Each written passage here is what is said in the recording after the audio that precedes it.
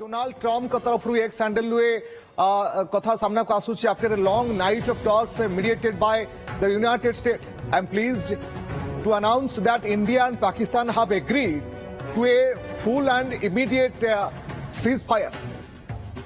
Congratulations to both the countries on using common sense and great intelligence. Thank you for your attention to this matter. ये गोटे खबर सामना को आसूची जे full and immediate ceasefire एथिरे राजी अच्छी कंग्रेचुलेशन डोनाल्ड ट्रम्प का तरफ after a long night of talks mediated by the United States. I am pleased to announce that India and Pakistan have agreed to a full and immediate ceasefire.